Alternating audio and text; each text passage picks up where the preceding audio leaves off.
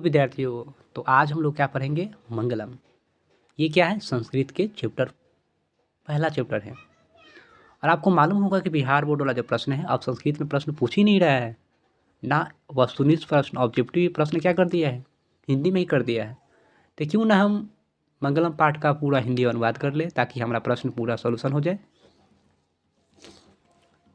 मैं ये वादे के साथ कर सकता हूँ कि आपका 100% चैप्टर 1 में क्लियर करवाऊँगा। यहाँ से एक भी प्रश्न नहीं निकलेंगे, छूटने वाले एक भी प्रश्न आपसे यहाँ से नहीं है। तो वीडियो पे पूरे अच्छे तरह से बने रहिएगा। देखिए, मंगलम एक पाठ है। पाठ का जो रूप है वो पद के रूप में है। किसके रूप में है? पद के रूप में है। इस पाठ में 5 मंत्र का उपयोग किया गया है। और आपको मालूम है कुल उपनिवेश कितने हैं? 108 है, जिसमें इस पाठ में 4 उपनिवेश का प्रयोग किया गया है। क्लियर? यानी इस पाठ में 4 उपनिवेश का उपयोग किया गया है। और जबकि कुल कितने उपनिवेश है? 108 है। वेद कितने हैं? 4। वेदांग कितने हैं? 6। क्लियर? और ये जो मंगलम पाठ है, इसके लेखक वेद व्यास है। चाहे वेद के भी लेखक क्या है? वेद व्यास ही है। क्लियर? तो हम ये बेसिक थे। अगर आप इसे कन्वर्ट करेंगे, अच्छे से याद करेंगे, तो आपको अच्छे से चैप्टर समझ में आएंगे। तो चलिए अगले पॉइंट की ओर आते हैं। चैप्टर को शुरू करने से पहले ऊपर एक कुछ पंक्तियाँ दी होती है, उस पंक्तियों को हम लोग समझते हैं। वैदिक साहित्य के अंतिम भाग दर्शन शास्त्र के सिद्धांत को उपनिवेश प्रकट करता है। यानी वैदिक साहित्य का जो अंतिम भाग है क्या है? वो दर्शन शास्त्र है। यहाँ से एक प्रश्न बन चुके कि वैदिक साहित्य का अंतिम भाग क्या है? दर्शन शास्त्र है। किस सिद्धांत को उपनिवेश प्रकट करता है? यानी उपनिवेश किसको प्रकट करता है? तो दर्शन शास्त्र के सिद्धांत को। क्लियर? मैं आपके दावे के साथ ये बातें बोल चुका हूँ कि आपको ये वीडियो अच्छी तरह से समझ में आएगी। यहाँ से एक भी प्रश्न आपको छूटने वाले नहीं हैं, इसलिए वीडियो पे अच्छे से बने रहिए। इतना बातें समझ में आई? यानी वैदिक साहित्य का अंतिम भाग क्या है? दर्शन शास्त्र है। इसको कौन प्रकट करता है? तो उपनिवेश प्रकट करता है। संसार में सभी जगह परमात्मा की महिमा गाई जाती है। पूरा संसार परमात्मा के द्वारा अनुशासित है।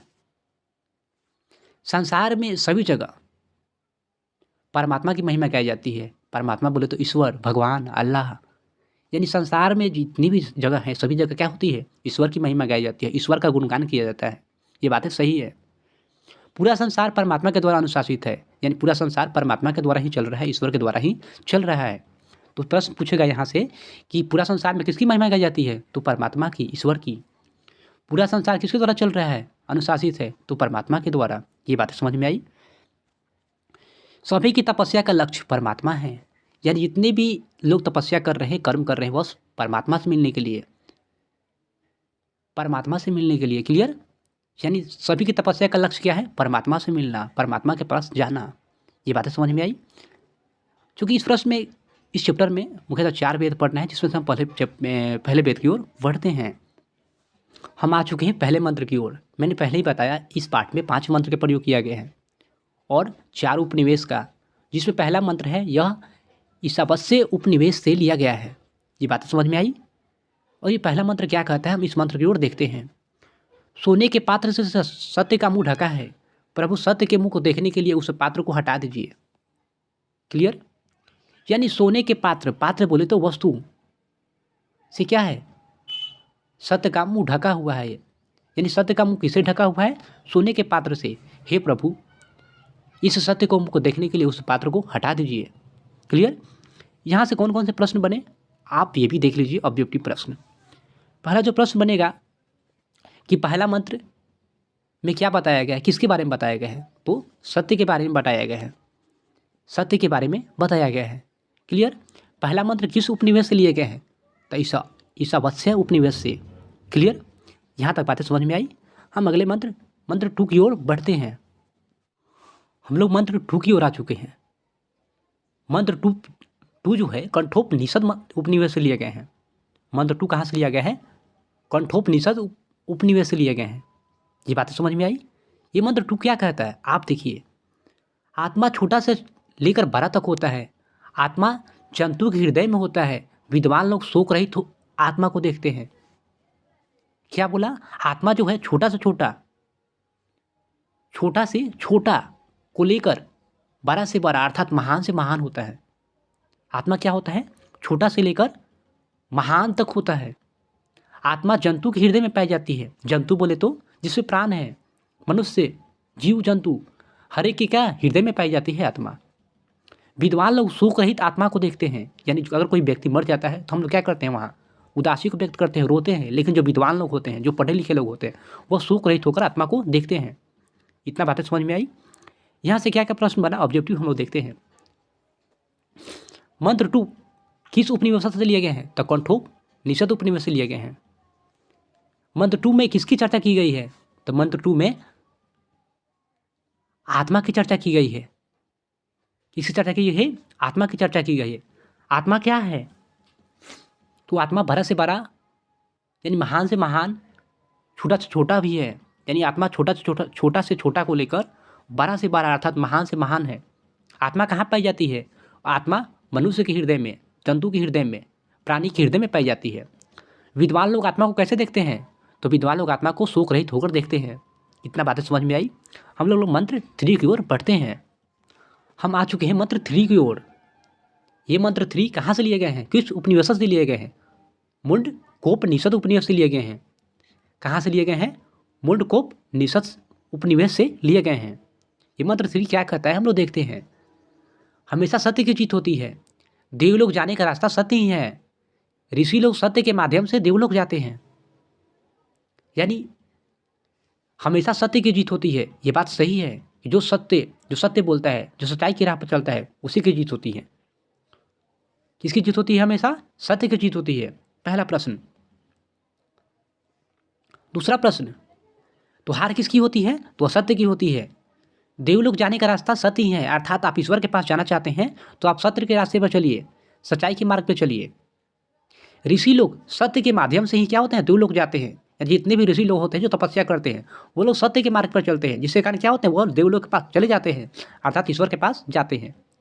क्लियर, यहाँ तक बातें समझ में आई। हम अगले मंत्र 4 की ओर बढ़ते हैं। हम आ चुके हैं मंत्र 4 की ओर। मंत्र 4 भी क्या है, मुंडकोपनिषद उपनिवेश से लिए गए हैं। ये बातें समझ में आई। यानी मंत्र 3 और मंत्र 4 दोनों मुंडकोपनिषद उपनिवेश से लिए गए हैं। ये मंत्र 4 क्या कहता है, ध्यान दीजिएगा। जिस प्रकार नदियाँ अपने नाम और रूप को छोड़कर समुद्र में मिल जाती है, उसी प्रकार विद्वान लोग नाम को छोड़कर परमात्मा से मिल जाते हैं। यानी जितनी भी नदियाँ होती है, क्या होती है, अपना नाम, अपना रूप, अपना बहाव को छोड़ देती है। कब, जब वो समुद्र में मिल जाती है। प्रश्न बनेगा पहला कि नदियाँ अपने नाम और रूप को छोड़कर कहाँ मिल जाती है, समुद्र में मिल जाती है। अगला प्रश्न बनेगा, समुद्र में कौन मिल जाती है, नदियाँ मिल जाती है। क्लियर।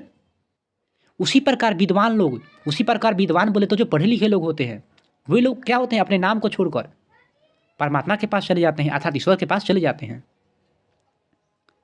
क्योंकि पता है जितने भी लोग विद्वान होते हैं वो क्या होते हैं, अगर मर जाते हैं तो उसका नाम ही रहता है ना धरती पे, वो अच्छा इंसान था, अर्थात उसका नाम चल रहा है, लेकिन वो कहाँ चला गया, परमात्मा के पास चला गया। इतनी बातें समझ में आई। तो हम लोग अंतिम मंत्र अर्थात मंत्र 5 की ओर बढ़ते हैं। वीडियो पे बने रहिएगा, मैंने पहले ही बोला है, आपको वीडियो अच्छे समझ में आएगी। तो मंत्र 5 की ओर हम लोग बढ़ते हैं। हम लोग आ चुके हैं मंत्र 5 की ओर, अर्थात ये अंतिम मंत्र है। ये मंत्र जो 5 है श्वेताश्वर उपनिवेश से लिए गए हैं। कहाँ से लिए गए हैं, तो श्वेताश्वर उपनिवेश से लिए गए हैं। मंत्र 5 क्या कहता है, वेद को जानने वाला व्यक्ति महान होता है। ये बातें सत्य है कि जो व्यक्ति वेद को जानता है वह महान कहलाता है। तो कौन व्यक्ति महान होता है, तो वेद को जानने वाला। क्लियर। वेद को जानने वाला व्यक्ति क्या होता है, महान होता है। सूर्य के प्रकाश से जिस प्रकार अंधेरा समाप्त करता है, यानी बात सही है कि सूर्य के प्रकाश से क्या होता है, अंधेरा समाप्त हो जाती है, अर्थात उजाला छा जाती है। उसी प्रकार वेद के ज्ञान से अज्ञानता समाप्त हो जाती है। उसी प्रकार जो व्यक्ति अज्ञान है, जो कुछ नहीं जानता, वो अगर वेद के बारे में जान लेता है तो वो उसके ज्ञानी कहलाता है, अर्थात वो ज्ञान से भरपूर हो जाता है। क्लियर। तो वेद के ज्ञान से क्या समाप्त हो जाती है, अज्ञानता। वेद के ज्ञान, जो व्यक्ति वेद को जानता है वो क्या कहलाता है, महान कहलाता है। सूर्य के प्रकाश से क्या समाप्त हो जाता है, अंधेरा समाप्त हो जाता है। सूर्य के प्रकाश से क्या दिखाई देता है, उजाला दिखाई देता है। क्लियर। ये बातें समझ में आई। तो इसी पर हम लोग चैप्टर खत्म करते हैं, पहला चैप्टर मंत्र मंगलम को। क्लियर। मैं इसका प्रश्न आंसर भी करवा दूंगा, ऑब्जेक्टिव प्रश्न भी करवा दूंगा अगर आप लोग बोलते हैं तो। क्लियर। तब तक के लिए बाय, हम लोग मिलते हैं फिर नई वीडियो के साथ।